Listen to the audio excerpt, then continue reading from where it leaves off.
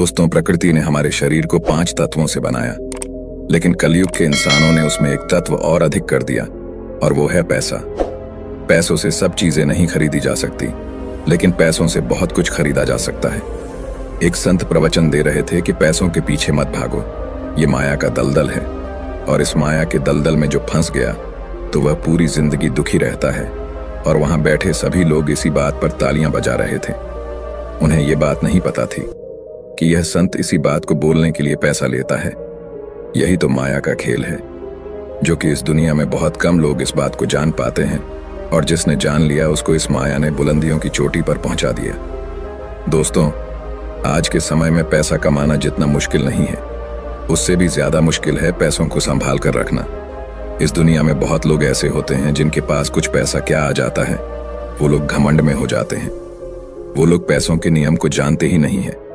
आपने ध्यान दिया होगा कि सरस्वती की तस्वीर हमेशा बैठी होती है और लक्ष्मी की तस्वीर सीधी रहती है। सरस्वती ये कहती है कि मैं जल्दी आऊंगी नहीं, और यदि मैं आ गई तो मैं वापस जाऊंगी नहीं, क्योंकि ज्ञान इतनी आसानी से अर्जित नहीं किया जा सकता। और यदि हमने एक बार किसी ज्ञान को अर्जित कर लिया तो वो ज्ञान हमसे कोई छीन नहीं सकता। लेकिन लक्ष्मी का ये नियम होता है कि वो जल्दी आ भी जाती है तो जल्दी चली भी जाती है। यदि किसी इंसान को सही तरीके से रखना नहीं आया तो बहुत जल्दी उस घर से निकल जाती है। आज की इस कहानी के अंदर मैं आप लोगों को 6 ऐसे खर्च बताऊंगा जिसे आपको आज और अभी से ही बंद कर देना चाहिए, तो ही आप पैसों के सही नियम को समझ पाएंगे।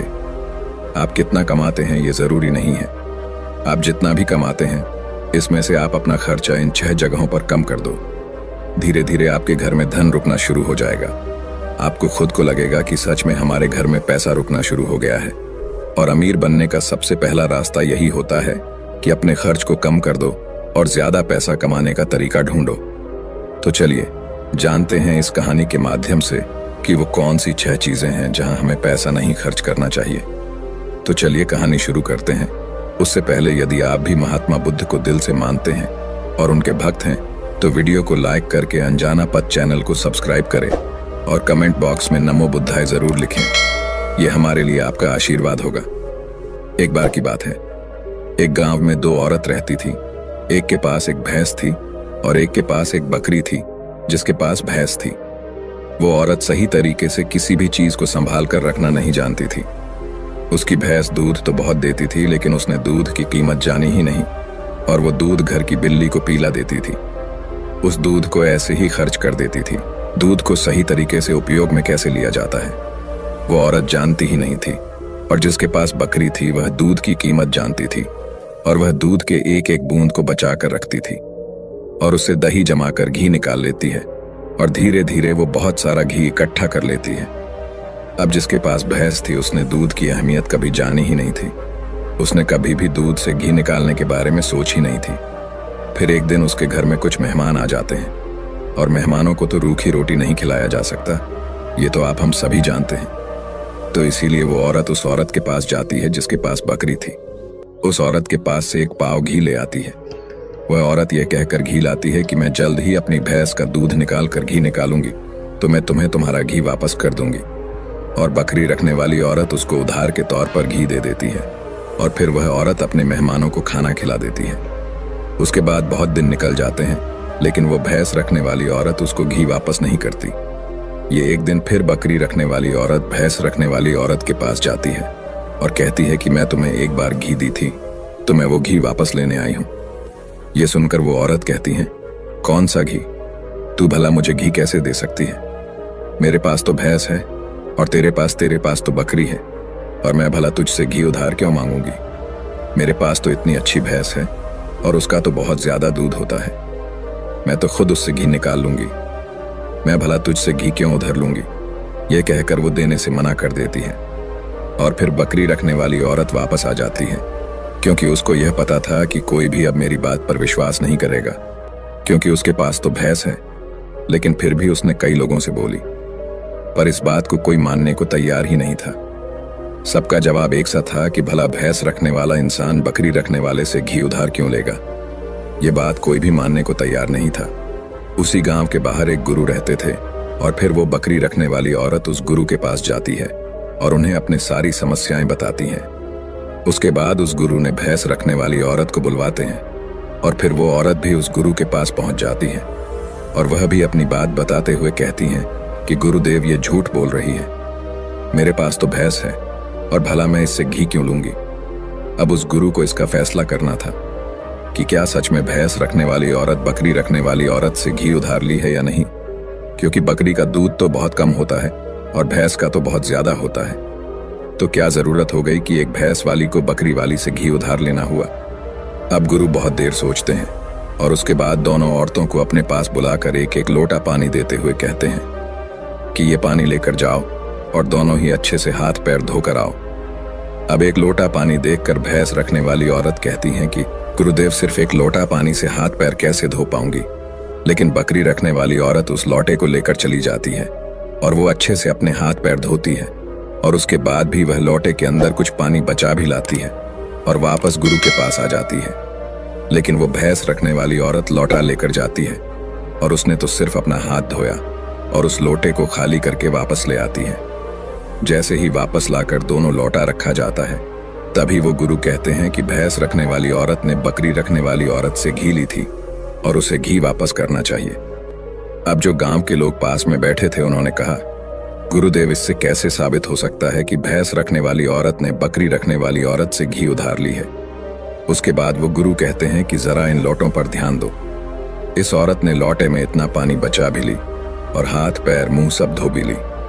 ये होती है किसी भी चीज की अहमियत को समझना, और दूसरी औरत ने सिर्फ मुंह धुलकर ही लोटे का सारा पानी खत्म कर दी, क्योंकि उसको इस पानी की कीमत नहीं पता थी और जिस चीज की हमको कोई कदर नहीं होती वो भले ही हमारे पास कितने भी हो वो नष्ट हो ही जाती है, वो खत्म हो ही जाती है।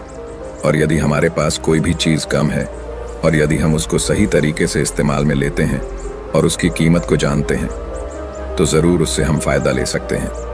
जैसे कि बकरी रखने वाली औरत ने दूध बचाकर उससे मक्खन निकाली और उससे घी बनाई, और भैंस रखने वाली औरत को दूध की कदर नहीं थी, इसीलिए इतना दूध होने के बावजूद भी उसके घर में मेहमानों के लिए घी नहीं था। यह बात सत्य है। उसके बाद भैंस रखने वाली औरत उस गुरु के चरणों में गिर जाती है और कहती है, महाराज मुझे क्षमा कर दीजिए, मैं अभी घर जाकर उसको एक वापस दे दूंगी। उसके बाद वो गुरु कहते हैं कि बूंद बूंद से सागर भरता है। हमारे पूर्वजों ने यह कहावत यूं ही नहीं बनाई। हमारी छोटी छोटी बचत हमारे भविष्य में एक महत्वपूर्ण लाभ बनकर हमें मिलती है, और ये बात बहुत ही कम लोग जान पाते हैं। और यही बात हमारे घर में लक्ष्मी पर लागू होती है। यदि हम लक्ष्मी को बचाएंगे तो वही लक्ष्मी हमें भविष्य में अधिक लाभ बनकर मिलेगी। तो दोस्तों की कहानी तो आपको समझ में आ गई होगी। तो आइए अब जानते हैं वह 6 खर्चों के बारे में जो हमें आज से ही बंद कर देना चाहिए। सबसे पहला खर्च है दिखावे का खर्च। आपके अगल बगल में किसी ने महंगी कार ले ली तो अब आपके मन में जलन होने लगती है कि मुझे भी जल्द ही कार लेनी है, और यही दिखावे का खर्च आपको पूरी उम्र गरीब बनाकर रखता है। दोस्तों, हम में से ऐसे बहुत से लोग होते हैं जो सिर्फ दिखावे के चक्कर में ही बहुत सारा ऐसा सामान उठा लाते हैं जैसे कि दूसरों के सामने अपना रुतबा अधिक हो सके। कार ले लेना, महंगे जेवर ले लेना, महंगे मोबाइल ले लेना, या फिर ऐसी कोई महंगी चीज खरीद लेना जिसकी हमें हमारी जिंदगी में कोई जरूरत भी नहीं होती, और जब उन्हें कोई समझाता है तो कहते हैं हम किसी से कम है क्या। वो लोग ये नहीं समझते हैं कि इससे हमारा सिर्फ नुकसान होता है, ना कि कुछ फायदा।